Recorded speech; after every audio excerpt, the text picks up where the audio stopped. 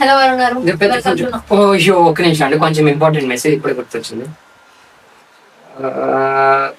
నాకేం చేయాలో తెలియట్లేదు. మళ్ళీ చూసుకోలే. హలో హలో వరుణ్ గారు, వెల్కమ్ టు నాటక్. హలో నాటాక్స్ గారు.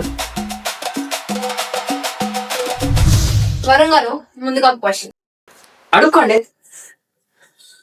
వరుణ్ గారు, ఇంత చిన్న వయసులో అంత మంచి ఫోక్ సాంగ్ రాయడం ఎలా సాధ్యమైందండి? ఒక మంచి పెన్ ఉండడం వల్ల సాధ్యమైంది. జిలేబీ లాంటి పిల్ల సాంగ్ షూట్ త్వరలో స్టార్ట్ అవుతుందని మాకు ఇన్ఫర్మేషన్ వచ్చింది. త్వరలో స్టార్ట్ అవుతుంది కాదండి, షూట్ అయిపోయి రేపు 19 సాంగ్ రిలీజ్ అవుతుంది. మేబీ మీకు ఎవరో రాంగ్ ఇన్ఫర్మేషన్ ఇచ్చారు. రేపు 19th అండి? రేపు 19th కాదండి, రేపు 18 తర్వాత వచ్చేది 19. ఆ రోజు సాంగ్ రిలీజ్ అవుతుంది. ఏం చెప్పావురా? పాట అండి, ఇప్పుడే చెప్పాను కదా 19 రిలీజ్ అవుతుందని. సో ఈ సాంగ్ కి నన్ను హీరోయిన్ గా తీసుకోవాలని ఎలా అనిపించిందండి? యాక్చువల్లీ ఈ సాంగ్ ని నీకన్నా ముందు 2-3 వినిపించా.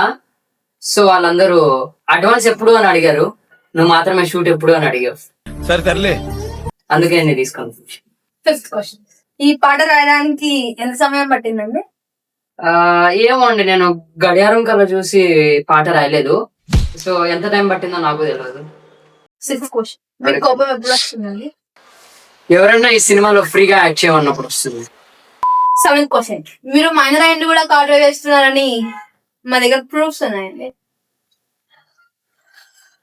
నా దగ్గర కూడా ఉంది. ఏంటి ఇప్పుడు? ఇదేం కర్మలా దేవుడా. It's just normal thing.